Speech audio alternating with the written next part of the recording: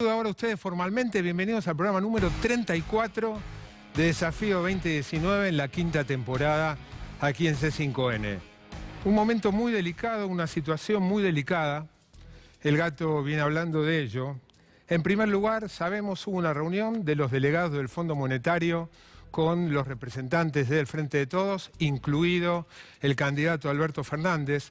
Emitieron un comunicado del Frente de Todos donde cuestiona al Fondo Monetario por haber empeorado la situación, por no haber cumplido incluso con sus estatutos, prestando dinero para que ese dinero sirviera para financiar la fuga de capitales, dice el documento. Les quiero leer solo un párrafo para que tengan, el último, para que tengan una idea del nivel de dramatismo y de crítica y de cuestionamiento del Frente de Todos al Fondo Monetario. Dice: quienes han generado esta crisis, el gobierno y el FMI, tienen la responsabilidad de poner fin y revertir la catástrofe social que hoy atraviesa una porción cada vez mayor de la sociedad argentina. Para ello, deberán arbitrar todos y cada uno de los medios y las políticas necesarias. Eso es lo de menos. Lo más delicado, lo contaba el gato, es que no una, sino varias veces los funcionarios del Fondo Monetario, quien llevó la voz cantante fue Alejandro Werner, hablaron no una, sino varias veces de vacío del poder.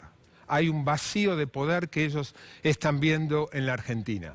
Esto ha sido confirmado por varias de las fuentes que participaron de la reunión. Hasta ahora el Fondo Monetario no emitió ningún comunicado al respecto de una declaración que puede modificar nada menos que la situación mañana de los mercados, si el Fondo Monetario está viendo un vacío de poder. Nosotros vamos a analizar esto enseguida con Emanuel Álvarez Agis. Nos vamos a preguntar si esa visión que tiene el Fondo Monetario implica o no que haya un desembolso, un punto clave para el futuro de la economía argentina. Si la revisión a la que supuestamente vinieron, supuestamente no, a la que vinieron, da resultados positivos, el Fondo Monetario tenía que desembolsar 5.400 millones de dólares que son claves para la viabilidad financiera de este gobierno hasta el final de su mandato. Ahora, si ellos ven vacío del poder, ¿van a desembolsar? Lo vamos a analizar enseguidita con Emanuel Álvarez Agis. Tenemos hoy un programa muy especial, porque nos vamos a dedicar, además de este tema álgido, acuciante y realmente muy delicado, a un tema muy de fondo. Se habla mucho de pobreza, los candidatos hablan mucho de pobreza, pero no hablan tanto de riqueza. Nosotros lo que vamos a hacer en el programa de hoy es unir las dos cosas. Y cuando uno une pobreza y riqueza, se encuentra en la Argentina y en el mundo entero con gigantescos niveles de desigualdad. Y hoy vamos a dedicar parte del programa a hablar de desigualdad. Y nos dimos un lujo. Tenemos una entrevista exclusiva con Branko Milanovic. ¿Quién es Branko Milanovic? Es la máxima autoridad en temas de desigualdad en el mundo. Es nacido en Yugoslavia, en la región de Serbia, actualmente profesor de la Universidad de Nueva York, de la City University de Nueva York. Vino al país invitado por el grupo Techint, que celebró el 60 aniversario de una revista académica muy prestigiosa y muy pluralista que viene publicando hace 60 años. E invitó a la máxima autoridad de desigualdad para hablar de ese tema. Tenemos una entrevista exclusiva con él que les puedo asegurar que es recontra súper interesante por el planteo, por la visión, por cómo alguien con una visión de izquierda habla sobre el futuro del capitalismo. Quiero invitar a ver por qué hay tanta desigualdad y cuánta desigualdad hay. Lo primero que vamos a ver es una placa sobre cuánta riqueza hay en el mundo y cómo está distribuida. Y los números son espeluznantes. Van a ver ahí en la placa. En el mundo, estos son datos del World Economic Forum. El World Economic Forum son los que organizan todos los años el famoso Foro de Davos, que nuclea, que reúne a el establishment del mundo, al que asisten los presidentes. Macri ha ido a un par de ellos, creo, al primero con Massa, ¿se acuerdan? Asisten los principales empresarios del mundo. Según el World Economic Forum, la riqueza total en el mundo son 280 billones de dólares. O sea, 280 seguido por 12 ceros. Esto es 3 veces el Producto Bruto Mundial, son cifras descomunales, es toda la riqueza del mundo. Ahora fíjense cómo está distribuida, datos del World Economic Forum. El 70% de la población adulta, toman los adultos, tiene menos de $10.000 de patrimonio. El 70% tiene menos de 10.000. El 21,3% tiene entre 10.000 y 100.000. Se dan cuenta, ¿no? Los niveles abismales, indescriptibles, no encuentro otros adjetivos. El 7,9% tiene entre 100.000 y un palo verde. Y el 0,7% de la población mundial adulta tiene más de $1 millón. ¿Qué significa eso? Para que se entienda un poquito más fácil, en la siguiente placa hay una cuenta que lo grafica y que lo ilustra mejor. Eso significa que el 46% de la riqueza total está en manos de apenas 28 millones de personas. Para redondear, la mitad casi de la riqueza mundial la tienen 28 millones de personas. Los adultos son más de 4.000 millones. Y esas personas tienen en promedio cada una $5 millones. Esos son los datos de desigualdad en el mundo. ¿Qué pasa en la Argentina? Después Emanuel trae datos mucho más desagregados. Vamos a hablar del Fondo Monetario con Emanuel también, pero también sobre la desigualdad en Argentina. Pero como adelanto, la desigualdad se mide con lo que se llama el índice Gini. Un matemático, un estadístico italiano, creo, que se llama Conrado Gini. Es un valor que oscila entre 0 y 1. Si el índice toma valor 0, significa que todos tienen lo mismo. Si el índice toma hipotéticamente valor 1, significa que una persona se quedó con todo. Obviamente eso es imposible, es estadístico. Cuanto más alto, cuanto más se acerca a 1, más desigualdad hay. Cuanto más cerca de 0, menos desigualdad hay. Fíjense lo que pasó en la Argentina tomando un periodo largo, el periodo de decadencia que podemos poner como uno de los puntos iniciales en el 74. El Gini era de 0,36, un nivel similar al promedio que hoy tiene Europa, 0,36. 2019, el Gini está en 0,46. Y no nos llamaría la atención que lo que está ocurriendo haga que esto suba aún más. 10 puntos de 0,36 a 0,46 puede parecer poco, pero es una enormidad. Argentina se ha latinoamericanizado con estos enormes niveles de desigualdad. Pero veamos la riqueza. Hay datos sobre riqueza en la Argentina, pese a que sobre eso se habla poco. Se habla mucho de pobreza, no se habla de riqueza, por lo tanto, no se habla tanto de desigualdad. Estos son datos de otra consultora especializada en medir estas cosas, en medir las fortunas del mundo, que se llama Wealth, como riqueza, WealthX. Según un informe que publicaron no hace mucho, en la Argentina hay 1.000 personas con más de 30 millones de dólares de patrimonio, de riqueza, de fortuna, con un promedio de 5 millones cada una, que disponen en conjunto de 140.000 millones de dólares. Uno puede hacer una cuenta. Hay 1.000 personas con 140.000 millones de dólares. En una situación de emergencia, como está la Argentina, 1% de impuesto de emergencia, nada más que a 1.000 personas, implica 1.400 millones de dólares. Es mucho más de lo que el gobierno ya entregó a través de la rebaja del IVA y los aumentos salariales. 1%. 2% son 2.800 millones de dólares. A nadie se le ocurre que en un momento de emergencia los privilegiados, los que más tienen, deberían aportar, porque si hay restricciones fiscales, ¿de dónde rascar? Sino de los que más tienen. Por todas estas cuestiones es que nos dimos el lujo de entrevistar a Branko Milanovic. Fue una entrevista larga que está dividida en varias partes. La primera parte, lo que vamos a ver ahora, Branko probablemente no hay que descartar que sea un futuro premio Nobel, él, Piketty, economistas que se están dedicando a estudiar estos temas, que preocupan al capitalismo, que preocupan al establishment. ¿Por qué? Y porque están degradando la democracia, como van a ver en una parte de la entrevista a Branko Milanovic. Primera parte, Branko Milanovic nos cuenta por qué dedicó toda su carrera académica al tema de desigualdad, explica por qué es nociva la desigualdad y nos cuenta que estamos viviendo en una especie de plutocracia y hasta dice algo que suena fuerte, él mismo dice, suena fuerte. Es una democracia, pero tiene algún rasgo de dictadura de la burguesía. Primera parte, Branko Milanovic en exclusiva para Desafío 2019. Branko, thank you very much to being here.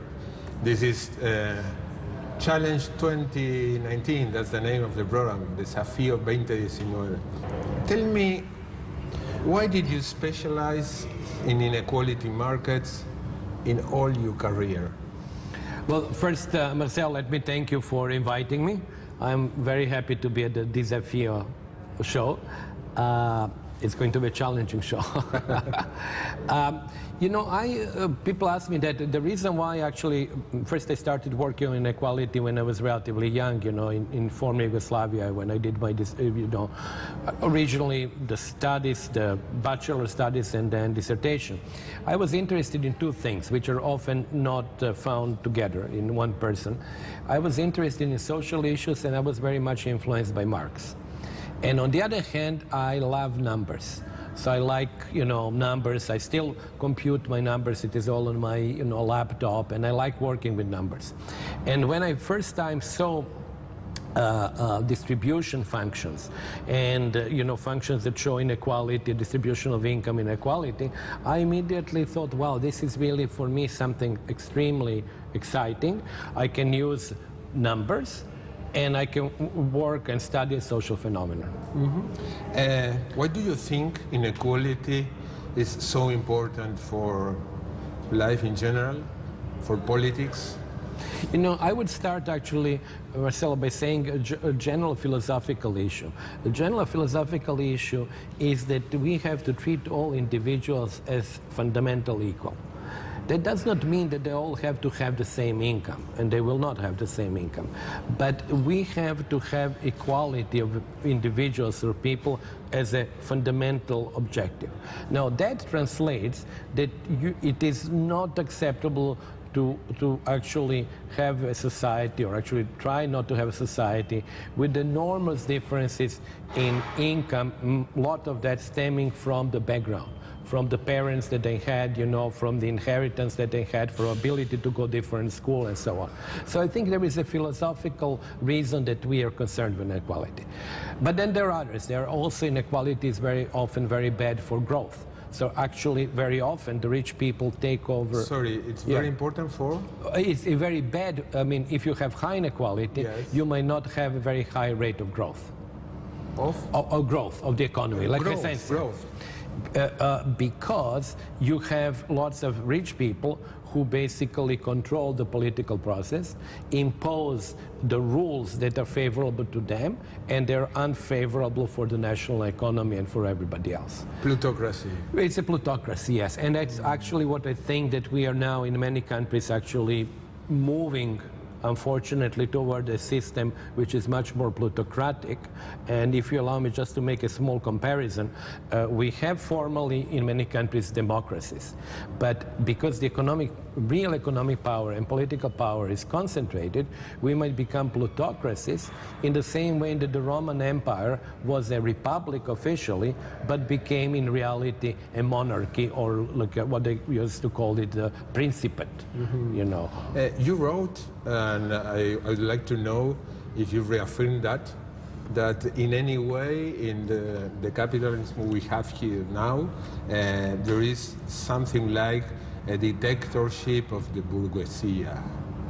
Well, you know, this is, of course, the old Marxist idea that the government is basically, as they call it, the Committee for the Management of the Common Affairs of the Bourgeoisie. It's a little bit of a strong and extreme statement, but I don't think it's totally wrong statement.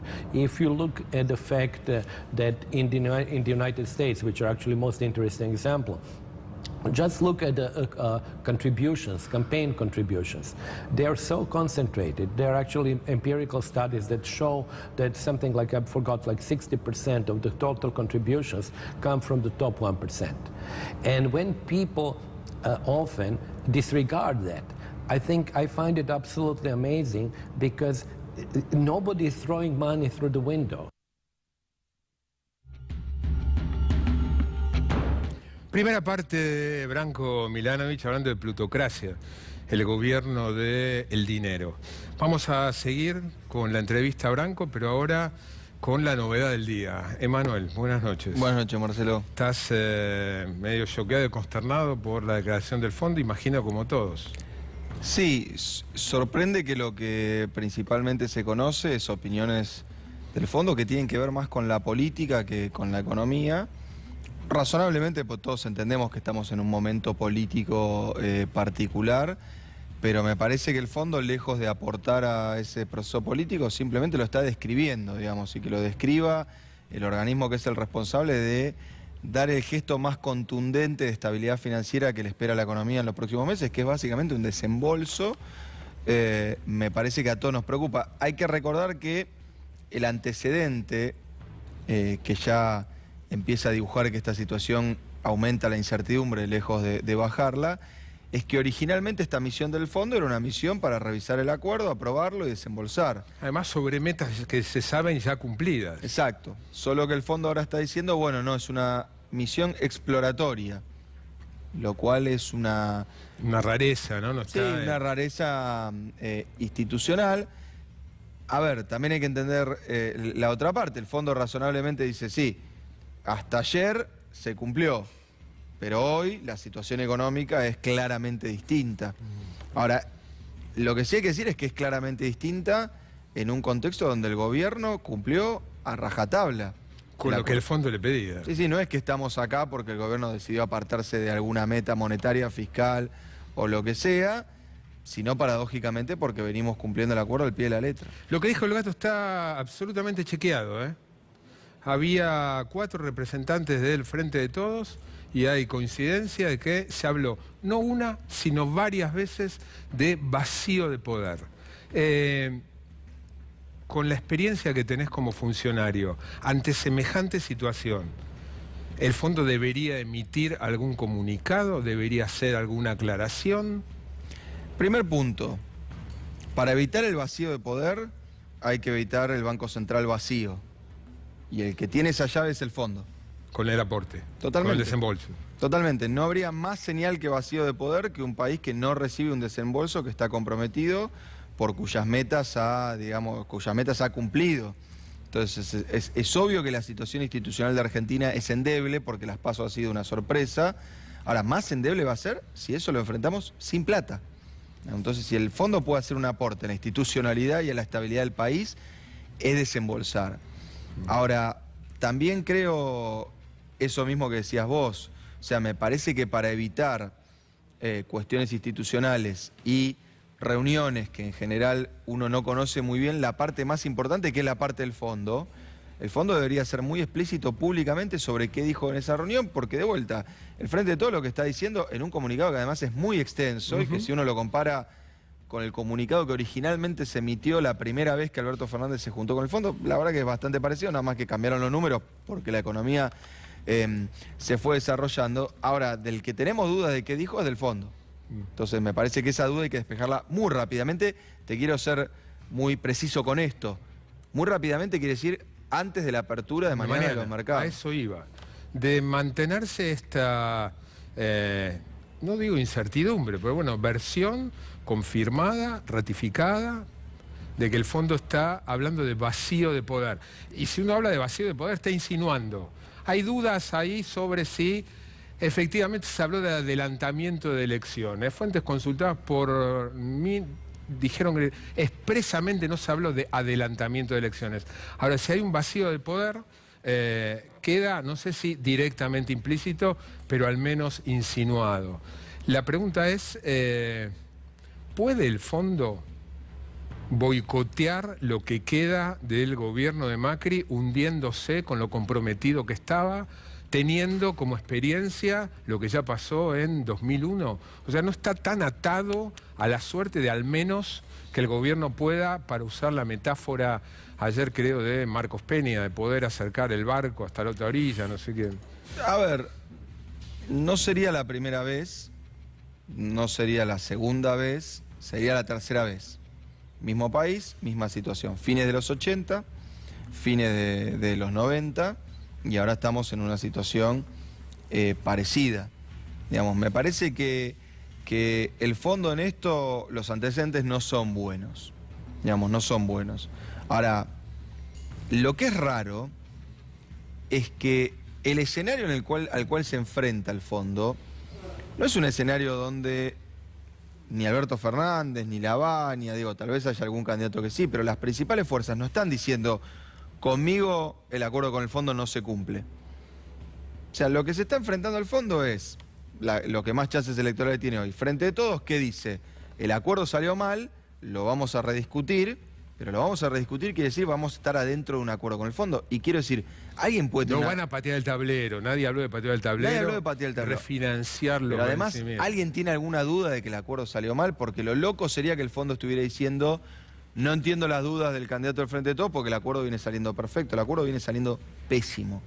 Entonces, es razonable que, quiero decir, si Macri religiera, también tendría que rediscutir el acuerdo. Sin duda. Pero además es matemática, ya ni siquiera es economía, es matemática. Por eso, entonces, no hay manera de cumplir con los pagos al fondo tal como están pautados. No, pero además cumplimos la meta hasta junio, digamos. Ahora, con esta nueva economía, con este nuevo shock en el tipo de cambio, con esta inflación desatada, con la recaudación probablemente afectada por la recesión económica que estamos empezando a transitar, probablemente las pautas del último trimestre no se cumplan y eso haga incumplir la pauta anual. Entonces, en el fondo esto es perfectamente esperable, anticipable, que el gobierno que gane va a decir, ¿cumplimos la pauta, sí o no? No. Bueno, pediremos un waiver, revisaremos, transformaremos el programa en algo más estructural. Entonces, insisto, me parece que acá incluso hay que dejar de pensar en gobierno, oposición, etcétera. Acá lo que se está discutiendo es la relación institucional de Argentina con el Fondo Monetario Internacional. Sí, de todas maneras, en el comunicado del Frente de Todos dice claramente, de acá al 10 de diciembre, háganse cargo. O sea, el Frente de Todos, Alberto Fernández, Santiago Cafiero, estaba Matías Culfas y Cecilia Todesca. Dice, háganse cargo ustedes de la responsabilidad de lo que queda de acá hasta el 10 de diciembre, cuando, como se supone, Macri entregue el bastón de mando a Alberto Fernández. Todo esto que estamos hablando no está para nada desvinculado del tema que teníamos pensado antes de estas novedades como eje, como central del programa, que es la desigualdad. Porque la falta de crecimiento, porque los malos planes económicos, porque el problema que tiene Argentina para conseguir dólares, hace que este país esté empobrecido, con la particularidad de que hay un sector que la pasa muy bien. Y esto no es un fenómeno solo de Argentina, sino del mundo. Segunda parte de la entrevista a Branko Milanovic. Su último libro, para quien esté interesado, es fascinante. Aquí se lo estoy mostrando. Desigualdad mundial. Ahí está. Ahí va. Desigualdad mundial. Y está ya publicado en inglés en Estados Unidos su último libro que se llama en inglés capitalism alone, sería algo así como solo capitalismo, capitalismo solo. Como ustedes vieron, Branko Milanovic tiene una formación marxista. Sin embargo, lo van a escuchar decir que el capitalismo es mejor sistema que el... Pregunto, bueno, ante tanta desigualdad, ¿con qué herramientas se la combate? ¿Cuál es la importancia de la educación? ¿Qué pasa con los impuestos? Y hacia el final le hago una pregunta, porque él plantea el tema del impuesto a la herencia, un tema tabú en la Argentina, salvo una cosita así chiquitita en la provincia de Buenos Aires. Presten atención a cuánto él considera razonable cobrar de impuesto a la herencia a los que tienen una herencia importante. Segunda parte de Branko Milanovic en exclusiva para Desafío 2019. How can the democracies neutralize or at least diminish plutocracy, such influences? I think there are actually two ways to do that. One, I mean, two steps rather. One is really much greater economic equality, because if you have greater economic equality, then you have a smaller number of people who are able to make this political influence. But what is also more important even, I believe, is having control about political campaigns and contributions. And so long as we don't have that control, we are really moving towards plutocracy. And not only in the United States, if you look at all the recent scandals in Europe, they were always linked, not necessarily that people steal money for themselves. And even in Brazil, that was the argument, for example, for Dilma. For campaigns. For campaigns. They actually take the money for their own parties, because without that money, they cannot run the election. And that was the case with, in France with Sarkozy, in Germany with Kohl, in Italy, if you might remember, Craxi and the Socialist Party, and of course people say for Dilma like that, and to maybe some extent Lula in Brazil. So, you know, this is how the political sort of space is being managed now. In economic conditions? In economic conditions, it's a little bit, I have to be a little bit, how should I say, to explain things a little bit. I believe for the rich countries that the typical ways of addressing economic inequality, which were high taxes, high transfers, trade unions, and a higher level of education, they have all reached certain limits. In rich countries? In rich countries. And the limits are, people don't want really to pay more taxes. You know, I think they have enough, the middle class. Then you have education level, which is very high. You know, Europe went from like 8 years or 7 years of education on average to like 14. You cannot go any further than that. And then finally, trade unions, because of globalization and because of technological change, are on the decline everywhere. So I think we need new sort of tools. And I believe, to be very brief, I believe that there are two new tools. One, we have to actually try to redistribute or deconcentrate the ownership of financial capital, which means to give more financial capital to the middle class. How do you make that? I think tax advantages, which actually now go generally for the rich people, should be really given to the small investors. For example, let me give you an example. If you say, okay, I'm not going to, if your investment is less than X, I don't know, $5,000 or something like that, $3,000, you will not pay tax on that. Or I would actually guarantee for small investors that you cannot lose more than a given, it's like you can have insurance agency. You will not lose more than half of your investment, because many people are afraid if they're small investors, they give $5,000 dollars, they lose all of that in a, because the stock market goes like that. Bring that to underdeveloped or countries not so rich. You know, then you come to, for example, countries, middle-income countries like Argentina. There, the situation, I think, I don't know the details that well, but the situation is more difficult because, ironically, the tools of fighting inequality are better in rich countries simply because they have more money. You know, and the most difficult part is in Africa because you don't have money to do, you know, things. Yes, redistribution. No, so for the middle-income country, I think that actually the education part is still something which is like in the rich countries, but even more easier to use as a tool, because increasing level of education for most of the people would still give you lower difference in wages between highly educated and lower educated. Mm-hmm. So they have more room. Brazil is a good example. You know, Brazil had actually a very high, well, fairly high increase in the average level of education, and inequality in education, in years of education, has gone down. But don't you think that, taking in account that in Argentina, believe me, rich people, not enterprises, people, yeah, pay very little in taxes. There is room to increase and to contribute to the tool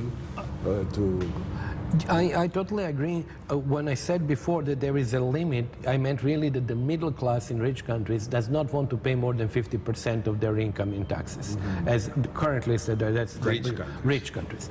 But it's still, there is lots of room, even in rich countries, and even more so in Argentina, for taxing very, very rich people. I'm not talking middle class. I'm talking now really about very rich people. The 1%, the 5%. The 1%, you know, I think basically, I think between 1% and 5%. You know, many of these people, as you said, they have advantage, first, to tax lawyer, to ability to evade taxes, to move to different money to different jurisdictions, to actually have a claim that most of the profit, as you know, comes through of their company comes from a different place. So they have all these mechanisms which now they use. Vamos a seguir con dos cortes más que tenemos de Branko Milanovic. Va a explicar por qué él cree que el capitalismo es superior al comunismo. Le pregunto si imagina algún sistema distinto como posible, y la respuesta es más que interesante. Le pregunto también qué le recomendaría a un político argentino. Si se le acerca, le pregunta a Milanovic: Argentina es muy desigual, ¿qué podemos hacer? ¿Qué nos recomienda? Sobre el impuesto a la herencia, cuando le pregunté, dice: y para una persona a partir de 2 millones de dólares, 3 millones de dólares de herencia, cobraría el 40%. ¿Les parece mucho? Estados Unidos tuvo una época donde el impuesto a la herencia cobraba mucho más que eso, a las personas ricas, a partir de determinado nivel. Vamos a seguir con Branko, pero ahora, como les prometí, la desigualdad argentina más en detalle con Emanuel. ¿Emma? Bien, vamos a ir ya directamente a la primera plaga, porque vos empezaste a hablar de un indicador muy famoso de desigualdad, que es el índice de Gini. Te traje hoy una visión de largo plazo mucho más sencilla, que es lo que llamamos los economistas el ratio 90-10. Quiere decir, ¿cuántas veces es el ingreso del 10% más rico de la población versus el ingreso del 10% más pobre? ¿Qué quiero decir? Fíjate que en Argentina, en 1974, que es donde arranca este gráfico... Quintuplicaba. Claro, el más rico de Argentina, o el 10% más rico, ganaba 5 veces lo que ganaba el 10% más pobre. Fíjate que la trayectoria de la desigualdad, a diferencia de muchas otras variables económicas, hasta el año 2000, donde volamos por el aire y justamente la desigualdad toca pico de 14 veces el más rico contra el más pobre, es una trayectoria prácticamente sin interrupciones. Digamos, sin interrupciones. Tenemos una baja fuerte, incluso fíjate que esto llega al segundo trimestre del 2016, pero mirá lo que pasó. Entre el 74 y el 2000 pasaste de 5 a 14. Entre 2000 y 2016 todavía estás al doble de desigualdad que Argentina tenía en 1974. Y no me cabe duda que ese 7,3 veces más hoy debe estar más cerca de 10. Hoy es mucho peor. Ahora, vamos a ver en periodos históricos que seguramente todos tenemos bastante frescos, cómo se repartió la torta. Esto es algo que tomamos prestado de Branko, que es decir, bueno, dividamos a la población en 10. El primero es la parte, el 10% más pobre. El último es el 10% más rico. Y veamos cómo le va en periodos que vamos acumulando. Fíjate, el primero ahora se va a entender, es muy sencillo. Fíjate, esto es cómo nos fue entre 1993 y 1998. Vamos a agarrar las puntas. La variación real, en plata, digamos, neta de inflación, del 10% más pobre, por eso está el 1 allá, fue una caída de 30%. Puntos. Ahora, el 10% más rico... De la torta. O sea, eso eso es de... No, eso es lo que varió el ingreso... El ingreso. Entre el 93 y el 98 del 10% más rico. O sea... Cae 30. Vos eras el más pobre en 1993, en 1998 eras más 30% más pobre. Está claro. Ahora, mirá el 10% más rico. 16% arriba. Quiere decir, entre el 93 y el 98... Se amplió.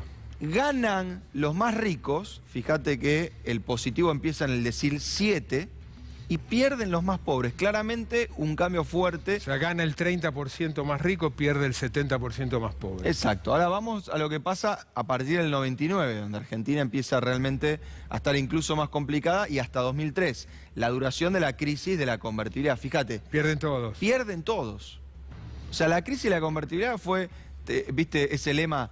Que la crisis la paguen los capitalistas. Bueno, la de la convertibilidad la pagaron todos, trabajadores, capitalistas, contrapropistas, todo, y fíjate ¿en qué magnitud? Las caídas de ingresos neto de inflación. Vamos ahora a lo que pasa a posteriori con el periodo de los tres kirchnerismos, digamos, que es lo que va entre 2003 y 2015. Fíjate, todos ganan, esto es el acumulado, acordate, es comparar cómo estabas entre 2003 versus 2015, neto de inflación. Ahora, ganan más, muy fuerte el primer decil, o sea, los más pobres, y parejito a partir del 16, pero fíjate, esto es insólito en la historia argentina. O sea, se achica la brecha, porque ganan más los que menos tienen, y pese a que los que más tienen ganan menos que los que menos Exacto, tienen. Fíjate, el ratio 90-10 que veíamos en la primera placa es comparar este contra el de aquella punta. La forma de pasarlo de 14, que estaba en el 2000, a 7... fue generando este tipo de redistribución del ingreso. Y eso se traduce en ese famoso índice Gini cayendo en ese periodo, y además se traduce en una caída en los índices de pobreza, ¿no? Claramente. Ahora, vamos a ver qué pasó después de 2015, digamos, a partir de 2016 de que pasaron cosas. Hasta 2019, hasta la actualidad. Fíjate que de vuelta, 2016-2019 combina un solo año de crecimiento. 2017 y 2016. 2018 y 2019 son años de caída. Fíjate cómo se reparte. Pérdida de los primeros 3 deciles. O sea, el 30% más pobre pierde. Pierde. Empate entre, poquito arriba, digamos, entre 4, 5 y 6. Clase y de vuelta, media. El 30% más rico creciendo, pero fíjate que una diferencia muy, muy, muy fuerte en el más rico de todos, que es esta última porción. De ahí que en la política mundial se hable del 1%, el 1%, ¿no? El 99% en Estados Unidos, campaña de Obama. El 99%, nosotros estamos con el 99%, no con el 1%.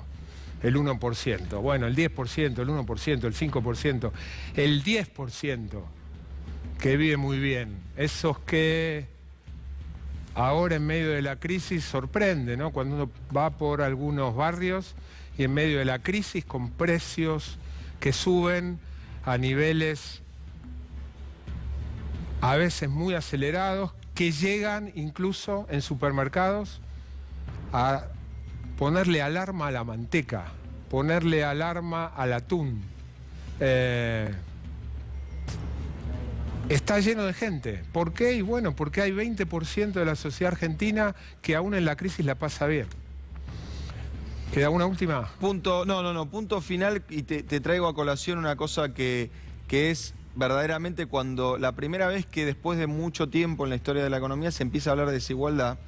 Paradójicamente, uno de los peores autores que pone de relevancia el problema es Keynes, con una cuestión que se conoce bastante poco. Keynes decía que en la discusión salarial no importa el nivel, sino que importa lo que Keynes llamaba salario relativo. Y esto es algo que vale para los países y vale para las empresas. ¿Qué sería el salario relativo? A ver, ¿qué quiero decir?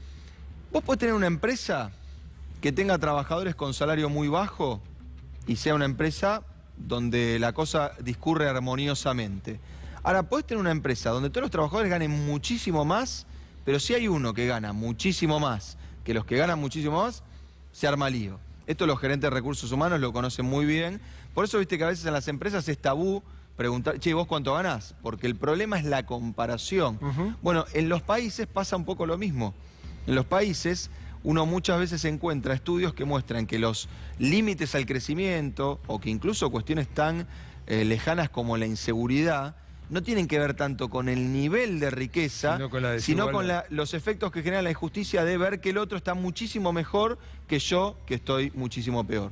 Hacia el final del programa, José Nathanson va a analizar la Plaza del Sábado.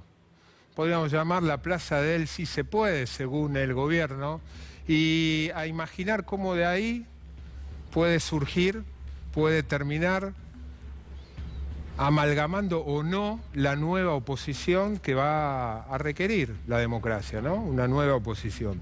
Seguimos con Branko Milanovic en la entrevista exclusiva. El partido lo ganó el capitalismo, dice alguien con formación marxista, explica por qué considera que es un sistema mejor al comunismo, alguien que tiene formación marxista.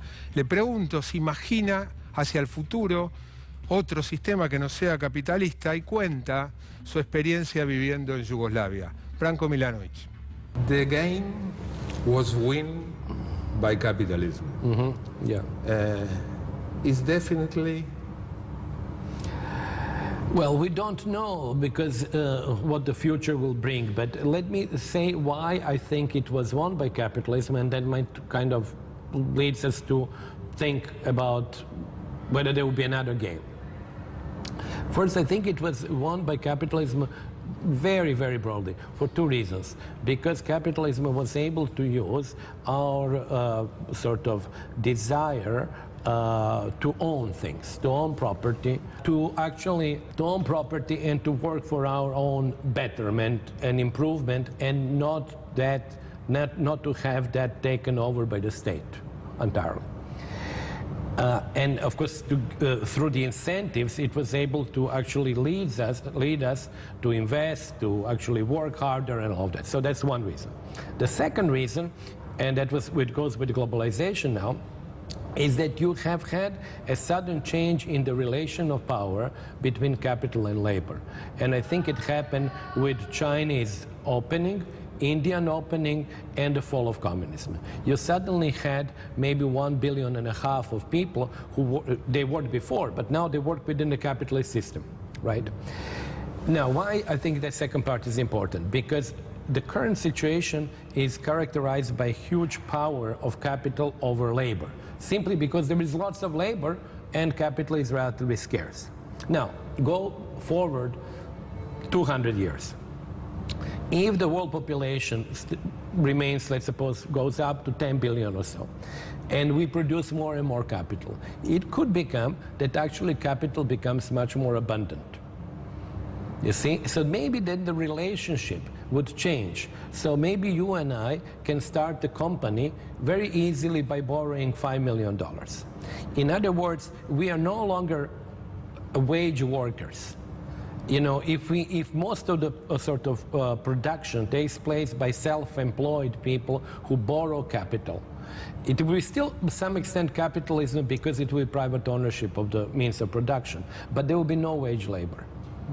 You know, so we cannot totally discard possibilities that in the future there will be a world where, I'm not saying there will be no wage labor, but that where self-employed and cooperatives and self-organized forms of production might become more common. Because labor would become then scarce. So greater power for labor, less power for capital. Do you imagine another system? Theoretically... No, honestly, maybe I don't have enough imagination, but I cannot imagine, because the systems that we had, let's put it like this, in a very sort of Marxist way, feudalism really is a system which obviously does not allow freedom of labor, freedom of movement, and so on. So it's obviously not a system that we want to go back to. Socialism, rather, was a system which actually did not, I think, provide incentives for production. And actually, it had certain features which enabled people not to work much and maybe in that sense it was good for them not to work much. I'm leaving political side out. I'm just talking about the economic side. But it didn't provide incentives for working harder, nor did it provide incentives for a technological development. So I think it was inferior to capitalism. Have you been a socialist in your young years? I was socialist in the sense that I was very much influenced, and I'm still influenced, as you can see, actually, even by Marx. And I think that the class analysis is absolutely crucial. And people who don't believe in that and talk about economic agents, like just overall, I think it makes no sense. You know, you have always interest, and I think great contribution that Marx had is actually to say there are always interests, and these interests are related to your place in the process of production. So you cannot sort of decompose that. And in that sense, I was always, I would say, influenced by Marx. I lived in a socialist system which had certain features that actually I liked, as I was saying, in Yugoslavia. But it had also certain stultifying features. It was not a system that was corrupt the way that capitalist systems are corrupt. But it was politically an extremely asphyxiating system, because you really had practically no ability to politically influence decisions, and on top of that, you really could not even speak freely about what you wanted. If you ask you for one or the other, freedom or more equality? Oh, that's really a very difficult one. I would say both. But if there is, it's a very difficult question. I would,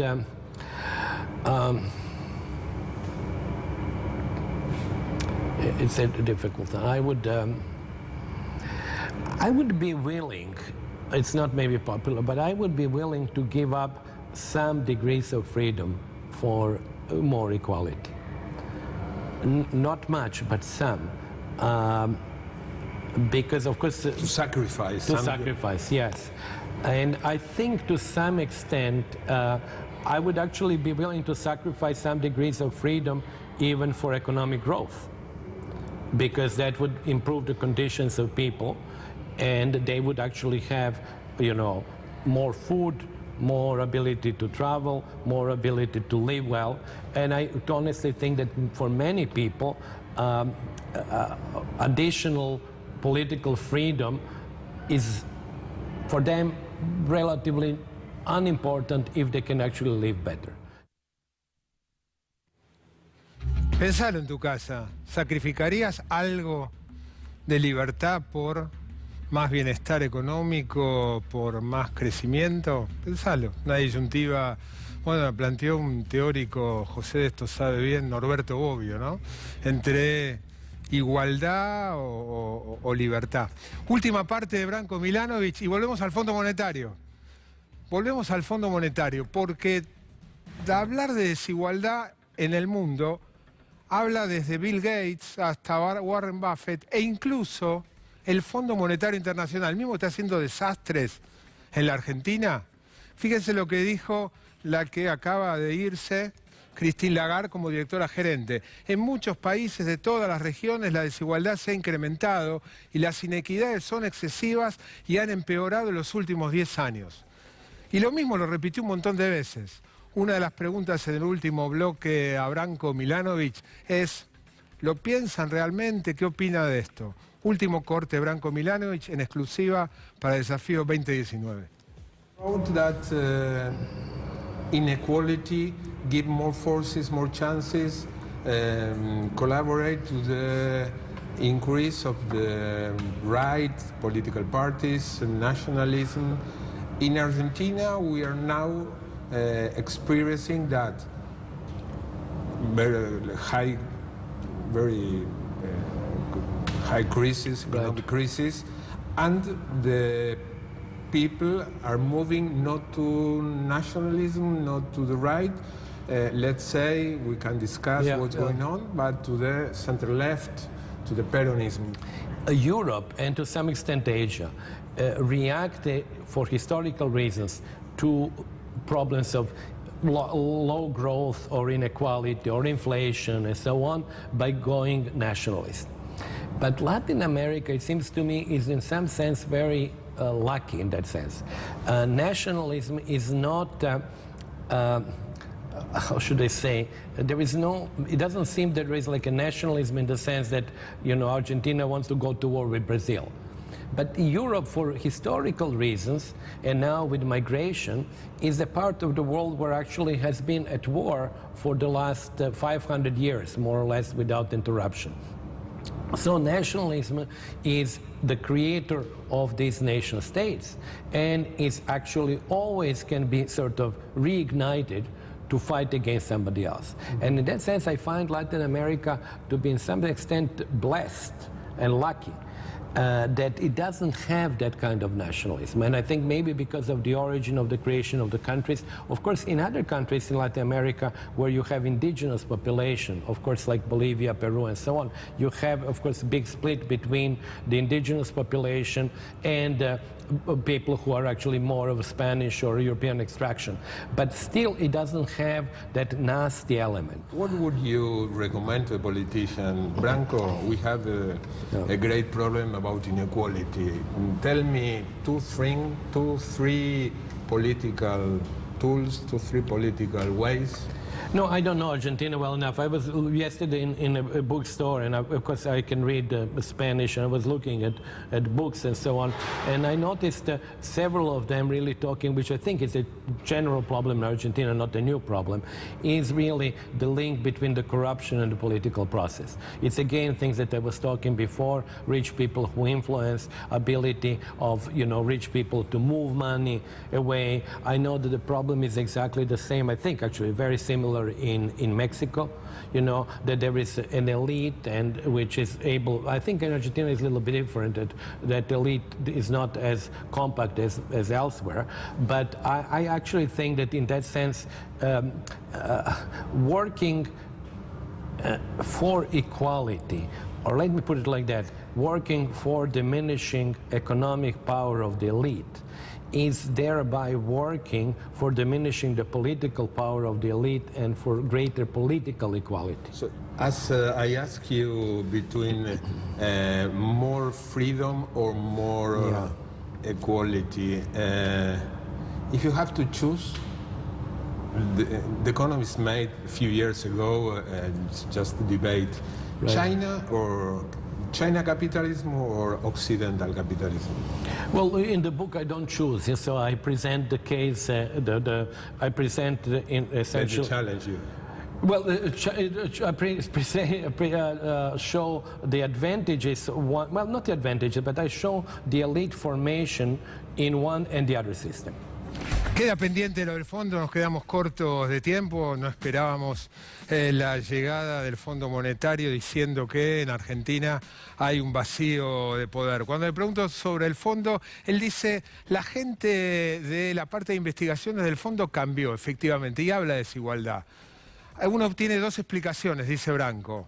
O que eso todavía no se traduce en las políticas concretas, que no tienen nada que ver con promover la igualdad. Yo le digo, es muy ingenuo eso. Sí, es muy ingenuo. La otra es que las declaraciones como la de Lagarde o la gente del Fondo Monetario es parte del marketing. Es parte del marketing, hablar de desigualdad. Vamos a una breve tanda y enseguida volvemos en esto que es Desafío 2019.